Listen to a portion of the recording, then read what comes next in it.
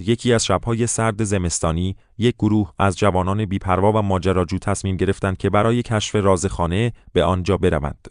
آنها می‌دانستند که هیچ کدام از اهالی روستا جرأت نشدند وارد آن خانه می‌شوند، اما هیچ ترسی از چیزی نداشتند. در شب تاریکی که ماه از پشت ابرها به خانه ظاهراً هیچ وقت ترک نشده بود. درب چوبی آن با صداهایی که از درون شنیده میشد به آرامی باز شد. اولین نفری که وارد شد علی نام داشت. او وقتی وارد اتاق اول شد حس کرد که جوی سرد و سنگین به او حمله کرده است. درختان بیرون با باد شدید به هم برخورد می‌کردند و صدای خشخش برگ‌ها در گوش‌هایش طنین انداز می‌شد. علی برگشت و به دیگران اشاره کرد که وارد می‌شوند. بعد از ورود همه به خانه حس می‌کردند که چیزی در داخل خانه نیست، اما همه چیز به طرز عجیبی آرام و سکوت بود. قدم‌هایشان در اتاق‌های پر از گرد و خاک به نظر می‌رسید که هیچگاه در این خانه زندگی نمی‌کرد.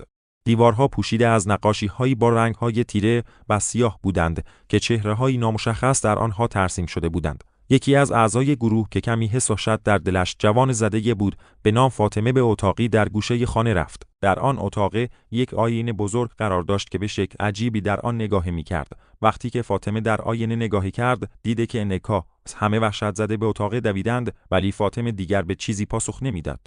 در آن لحظه یکی از بچه‌ها فریاد زد: در خانه درپای بیشتر هم هست. برویم و بررسی کنیم. آنها به سمت درپای مختلف دویدند، اما هر درب جدید که باز میشد، دنیای ترس و وحشت را عزم می‌کرد.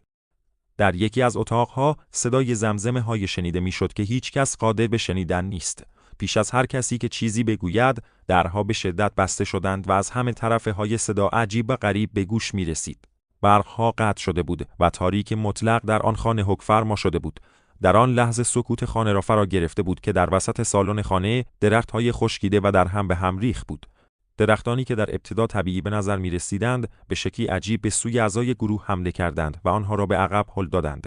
علی و دیگران که حالا وحشت را در دل خود احساس می کردند به سرعت به سمت دب خط